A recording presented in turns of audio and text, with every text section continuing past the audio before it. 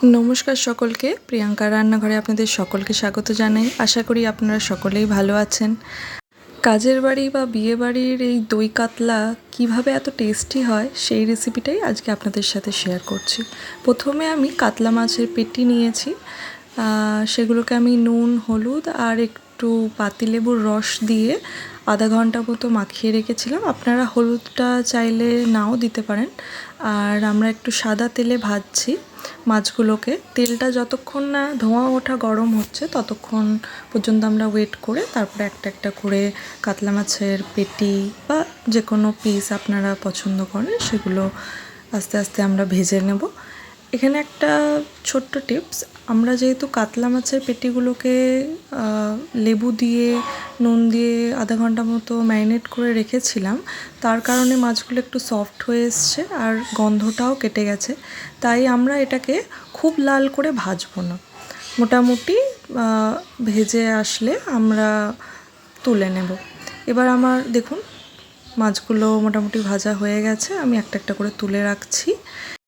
আমি এই দই কাতলাটা একটু হলুদ ভাবটা পছন্দ করি বলে হলুদ অ্যাড করেছি। আপনারা চাইলে হলুদটা স্কিপ করে হলুদ ছাড়াও রান্না করতে পারেন, তাহলে একটু হোয়াইট ভাবটা আসে।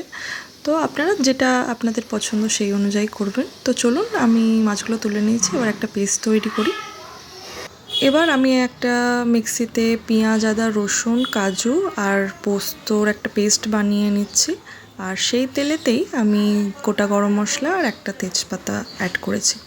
এবার বানিয়ে রাখা পেস্টটা আমি দিয়ে দেব আর কয়েকটা মশলা দিয়েছি। এবার মশলাটা থেকে তেল ছাড়তে শুরু করলে তার মধ্যে আমি ফেটিয়ে রাখা টক দইটা অ্যাড করে কন্টিনিউ নেড়ে যাব। আর চেষ্টা করবেন এই পর্যায়ে গ্যাসের ফ্লেমটা একটু কমিয়ে রাখা, নয়তো দইটা ফেটে যাওয়ার চান্স থাকে। আর আমরা এই দইটা দেওয়ার পরে আমরা কন্টিনিউ নেড়ে যাব। আর তারপরে আমরা এখানে নিজেদের ভেজে রাখা মাছগুলো অ্যাড করছি। এই রান্নায় জলটা আমি ব্যবহার করব একটু পরে, মাছগুলো যাতে মশলাটা ভেতরে ভালো ঢোকে তার জন্য আমি অল্প একটু জল ব্যবহার করছি আর একটু ফুটতে দিচ্ছি 10 মিনিট মতো। আর এই রান্নার শেষ পর্যায়ে আমি 1 চামচ মতো গরম মশলা আর সবার শেষে একটু ঘি দিয়ে রান্নাটাকে কমপ্লিট করছি। আমাদের দই কাতলা বিয়েবাড়ি বলুন বা বাড়ির যে কোনো অনুষ্ঠানে হওয়াটা মাস্ট।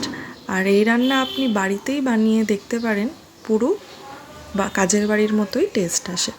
তো এই পদ্ধতিতে রান্নাগুলো কেমন লাগছে অতি অবশ্যই জানাবেন। আর আমার চ্যানেলে নতুন হলে সাবস্ক্রাইব করতে ভুলবেন না। আর যদি ভিডিওটা ভালো লাগে প্লিজ ভিডিওটা একটা লাইক আর একটা শেয়ার করবেন। আজ এই পর্যন্তই, নমস্কার।